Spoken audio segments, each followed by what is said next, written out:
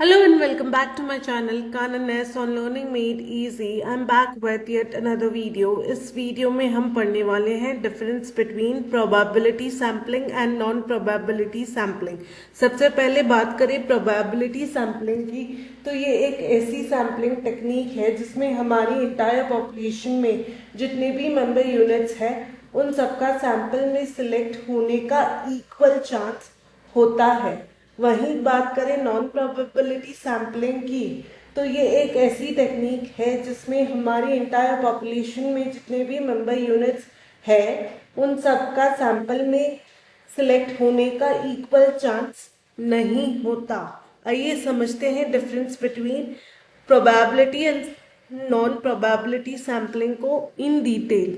Now let's check out difference between probability sampling and non probability sampling. यहाँ पे ध्यान में ये रख लीजिएगा कि मैं प्रोबेबिलिटी सैम्पलिंग को पीएस से डिनोट करूंगी और नॉन प्रोबेबिलिटी सैम्पलिंग को एनपीएस से डिनोट करूंगी। बात करें नेचर की, तो पीएस का नेचर ऑब्जेक्टिव है और एनपीएस का नेचर सब्जेक्टिव है।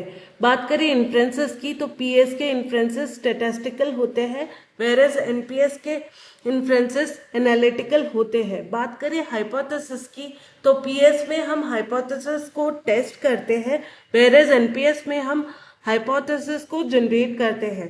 बात करें सैंपल साइज की, तो प्रोबेबिलिटी सैम्पलिंग में ये लार्ज होता है वेयरएज एनपीएस में ये स्मॉल होता है।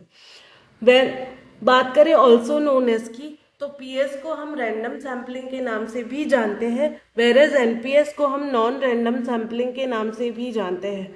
बात करें लिटरेचर रिव्यू की, तो पीएस में इस लिटरेचर रिव्यू का रोल हमेशा मेजर रहा है वेयरएज एनपीएस में लिटरेचर रिव्यू का रोल हमेशा माइनर रहा है। बात करें रिसर्च टाइप की, तो पीएस एक कंक्लूसिव रिसर्च टाइप है वेयरएज एनपीएस एक एक्सप्लोरेटरी रिसर्च टाइप है।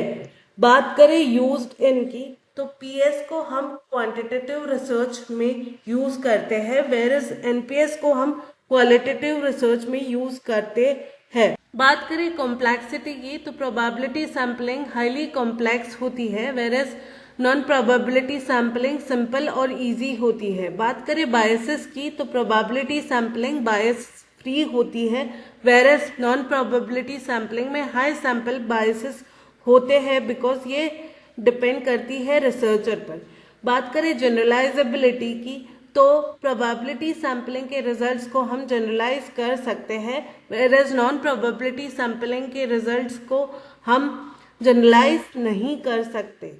बात करें कॉस्ट की, तो प्रोबेबिलिटी सैम्पलिंग एक कॉस्टली टेक्निक है वेयरएज नॉन प्रोबेबिलिटी सैम्पलिंग एक कॉस्ट इफेक्टिव टेक्निक है। बात करें अपॉर्चुनिटी ऑफ सिलेक्शन की, तो प्रोबेबिलिटी सैम्पलिंग में ये फिक्स्ड और नोन होती है और नॉन प्रोबेबिलिटी सैम्पलिंग में ये अनस्पेसिफाइड और अननोन होती है। बात करें बेस्ड ऑन की, तो प्रोबेबिलिटी सैम्पलिंग बेस्ड है ऑन थ्योरी ऑफ प्रोबेबिलिटी पर non probability sampling theory of probability पर बेस्ड नहीं है।